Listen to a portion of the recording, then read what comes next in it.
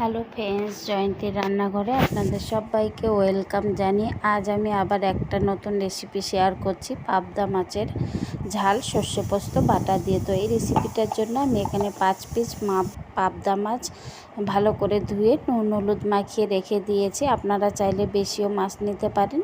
তারপর আমি একটা মিক্সির বাটিতে 3 চামচে কালো সর্ষে, 1 চামচে পোস্ত আর 3টে কাঁচা লঙ্কা দিয়ে ভালো করে পেস্ট করে রেখে দেবো। এখানে আপনারা চাইলে শিলনোড়াতেও বেটে নিতে পারেন। তারপর আমি চলে যাচ্ছি মূল রান্নায়। একটা কড়াইতে আমি 4 চামচ মতো সর্ষের তেল দিয়ে তেলটা গরম করে নিয়েছি। তারপর তার ভেতরে আমি নুন হলুদ মাখানো পাবদা মাছগুলোকে দিয়ে ভালো করে ভেজে তুলে নিচ্ছি। এরপর আমি ভেজে তোলার পর ওই কড়াইতে যে তেলটা ছিল সেই তেলের ভেতরেই আমি অ্যাড করে দিচ্ছি কালো জিরে, একটা ছোট সাইজের পেঁয়াজ, একটু করা আদা, হলুদ দিয়ে ভালো করে 2-3 মিনিট লো ফ্লেমে রেখে একটু হালকা করে ভেজে নেব।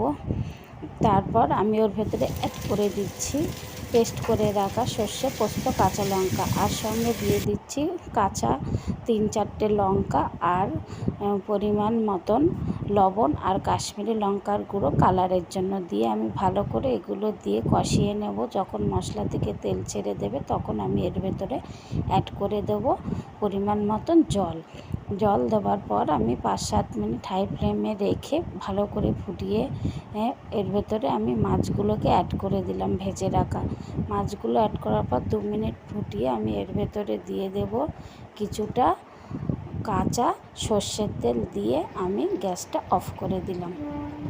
তারপর আমি নামিয়ে ফেলেছি। দেখুন আমার রান্না পুরো শেষের দিকে। আর আজকের মতন এখানে এই পর্যন্তই ভিডিওটা। দেখা হবে নেক্সট দিন অন্য কোনো ভিডিও নিয়ে। তো আমার রেসিপিটা আপনাদের কেমন লাগলো অবশ্যই কমেন্টে জানাবেন। আর যারা এখনই আমার চ্যানেলটা সাবস্ক্রাইব করেনি অবশ্যই চ্যানেলটি সাবস্ক্রাইব করে রাখবেন।